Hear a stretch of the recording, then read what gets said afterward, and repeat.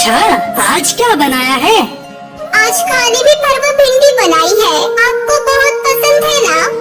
अरे टुनटुनी, खुश कर दिया तुमने तो। क्या खुशबू है, मजा आ जाएगा आज तो खाना खाने में। आप बस खुशी होते रहोगी या खाओगी भी? तुम भी आओ ना। तब तक आप लोग हमारे इस वीडियो को लाइक और अगर आपने हमारे चैनल को सब्सक्राइब नहीं किया है तो जल्दी से सब्सक्राइब कर लें और कमेंट सेक्शन में जरूर बताएं कि आपको हमारी ये कहानी कैसी लगी। अरे नहीं, मैं बाद में खा लूंगी, आप खाइए ना। अरे बाद में नहीं, आ जाओ मेरे साथ खाओ। कालू और टुनटुनी की शादी को 5 साल हो गए थे। वो दोनों एक दूसरे से बहुत प्यार करते थे। कालू एक किसान था और खेती बाड़ी करके अपना गुजारा करता था। कालू दिन भर अपने खेत में काम करता और टुनटुनी घर संभालती। खाना खाने के बाद टुनटुनी कालू को घूर कर देखती रही। अरे क्या हो गया, ऐसे क्यों देख रही हो? देख रही हूँ कि आप दिन भर कितनी मेहनत करते हो और आपकी इस मेहनत का फल कोई और ही ले जाता है। अच्छा, वो सरपंच की बात कर रही हो? अब बात तो साफ है ना टुनटुनी, कर्जा लिया है तो पटाना तो पड़ेगा ही ना। बोलो। मैं सरपंच की बात नहीं कर रही हूँ, मैं तो उस बंटी कबूतर की बात कर रही हूँ। सारा दिन मेहनत आप करते हो और सारा मुनाफा वो लेता है। अरे तो इसमें अब मैं क्या करूँ? खेती बाड़ी छोड़कर उस बंटी की तरह सब्जी बेचने लग जाऊँ क्या? हाँ तो उसमें बुराई ही क्या है और उसके लिए खेती छोड़ने की भी कोई जरूरत नहीं है। मैं तो बस ये कह रही हूँ कि जो सब्जी आप उगाते हो उसे आप खुद ही जाकर बेचा करो ना। अच्छा, और खेती बाड़ी कौन देखेगा? अरे आप ही देखोगे और जरूरत पड़ी तो मैं मदद कर दिया करूँगी। देखो, चाहे थोड़ी कम ही खेती कर लो पर अपनी सब्जियाँ खुद ही बेचो। मुझे एक बात बताओ जरा, इस बार वो बंटी टमाटर कितने में लेकर गए आपसे? अब 50 किलो निकले थे तो वही 5 रुपए के हिसाब से लेकर गया था वो। हे भगवान, आपको पता भी है कि बाजार में इस समय टमाटर का क्या भाव चल रहा है? वो आपके लिए टमाटर पूरे 5 गुना महंगे बेच रहा है बाजार में। अरे पर मुझे नहीं आता ये दुकान चलाना। चलाने को कौन कह रहा है? बस आप अपनी सब्जी लेकर बाजार में बैठ जाओ, लोग अपने आप आएंगे आपके पास सब्जी खरीदने के लिए। अब ठीक है, इस बारे में हम बाद में बात करेंगे, अभी तुम घर जाओ। टुनटुनी खाने का डिब्बा लेकर घर चली गई, लेकिन उसके जाने के बाद कालू बहुत देर तक उसकी बात पर सोच विचार करता रहा। टुनटुनी ने बात तो ठीक ही कही थी, पर कालू को सरपंच कड़कनाथ सेठ का ख्याल आया। दरअसल कालू के पिता ने अपने बुरे समय में कई साल पहले कड़कनाथ सेठ से उधार लिया था, जिसके बदले में कालू का आधा खेत सरपंच के पास गिरवी पड़ा हुआ था। कालू अपना खेत वापस तो पाना चाहता था, पर सरपंच से खेत छुड़वाने के लिए उसके पास पैसे नहीं थे, इसलिए वो हर महीने किश्त के तौर पर एक रकम सरपंच को देता था। फिर अगले दिन, भैया कुछ पूछना था आपसे। हाँ भैया बताओ। मैं एक किसान हूँ, सोच रहा हूँ कि कल से मैं अपनी सब्जियाँ यहीं बेचने लगूँ खुद से। हाँ बढ़िया, पर इसके लिए तुम्हें सरपंच जी से पूछना पड़ेगा और उन्हें यहाँ का टैक्स भी देना पड़ेगा। टैक्स? पर वो किस लिए?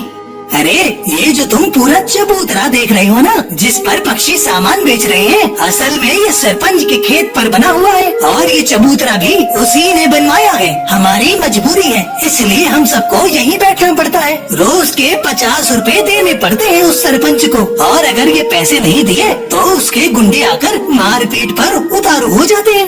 अरे ये तो बड़ी नाइंसाफी है भैया। है तो सही, पर क्या कर सकते हैं, अब जो है मैंने तुम्हें बता दिया। कालू का वो मुरझाया हुआ चेहरा लेकर अपने घर चला आया। उसने टुनटुनी को सारी बात बता दी। टुनटुनी ने कुछ देर तक अपना दिमाग लगाया और फिर बोली, सुनो, मेरे पास एक तरीका है। अब क्या? बोलो तो। हमारे जंगल के सबसे नजदीक का जंगल है सुंदरवन। आप वहाँ जाकर भी तो अपनी सब्जियाँ बेच सकते हो। वहाँ ये सब चक्कर नहीं है। मेरी एक सहेली रहती है, उसका पति गोलगप्पे का ठेला लगाता है, उसे तो कोई टैक्स नहीं देना पड़ता। अच्छा, अगर ऐसा है तब तो ये सही रहेगा, लेकिन एक समस्या है, सुंदरवन तक जाने के लिए कोई सड़क नहीं है, तो मैं रोज वहाँ जाऊँगा कैसे?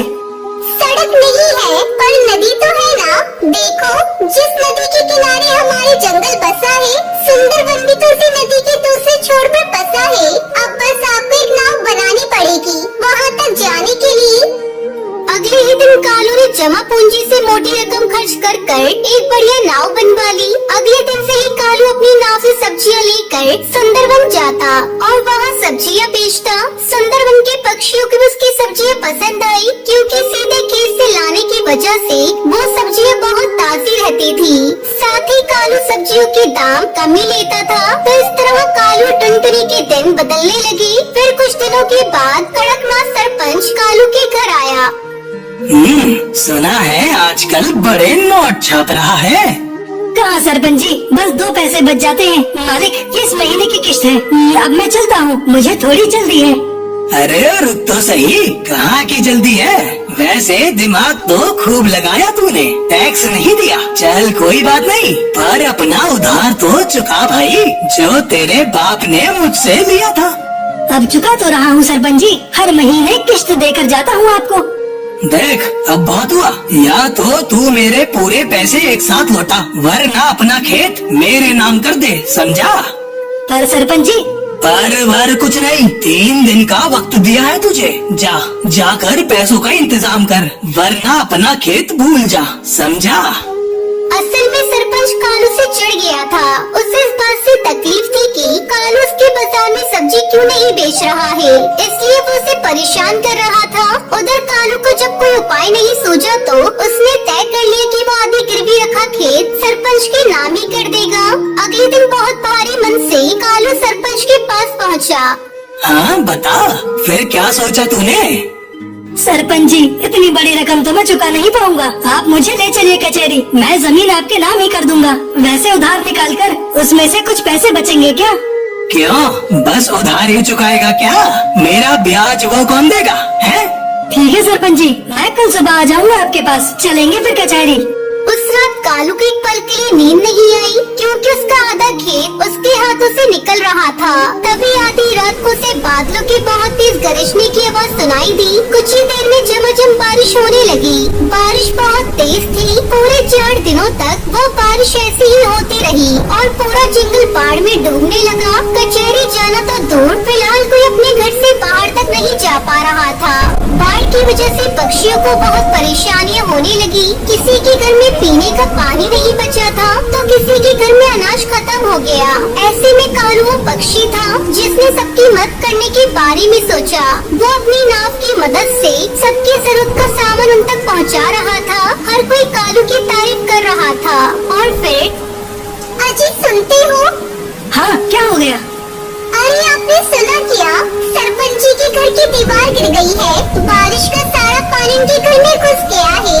बुलबुल बता रही थी कि बाकी परिवार तो सही समय पर निकल गया, लेकिन सरपंच जी घर के अंदर फंस गए हैं।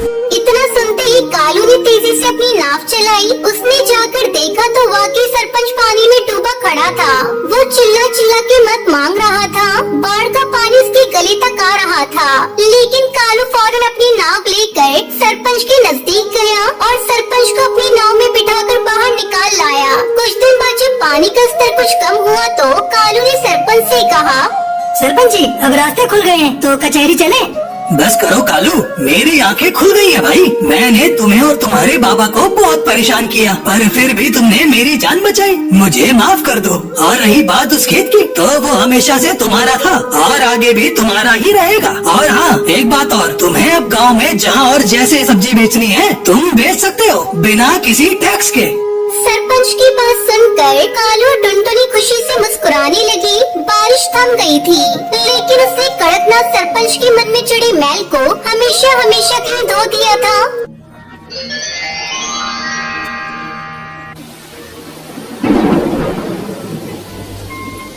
सुंदरवन के जंगल में कालू कौवा अपनी पत्नी टुनटुनी के साथ रहता था। वो एक मजदूर था। दिन भर काम करने के बाद उसे जो पैसे मिलते थे उसे वो अपने दोस्तों के साथ मिलकर शराब में उड़ा दिया करता था। एक दिन शराब पीकर जब वो घर आया तब टुनटुनी उससे कहती है, क्यों जी, कल तो तुमने कहा था कि तुम शराब को हाथ भी नहीं लगाओगी, लेकिन आज फिर से पीकर आ गई। तुम्हारी एक बेटी भी है, कभी तुमने अपनी बेटी के बारे में सोचा है? जब सुनहरी पैदा हुई थी तब हमने क्या क्या सपने देखे थे उसके लिए, तुम्हें पता है? अब मैं फिर से माँ बनने वाली हूँ। कालू कौवा टुनटुनी की बातों का सुना कर देता है और सो जाता है। इस तरह कुछ दिन बीत जाते हैं और फिर टुनटुनी को बच्चे की माँ बन जाती है। एक दिन टुनटुनी की छोटी बेटी पिंकी भूख से बिलख रही थी। कालू जी, अपनी बेटिया बहुत देर से रो रही है, उसके लिए बाजार से थोड़ा दूध ला दो। कालू को वो बाजार से दूध लाकर टुनटुनी को देता है और उससे कहता है, टुनटुनी, मैं सोच रहा हूँ क्यों ना हम लोग दिल्ली चले। वहाँ जाकर मैं कोई काम धंधा करूँगा और अपने दोस्तों से भी दूर रहूँगा, तो मेरी शराब की लत भी छूट जाएगी।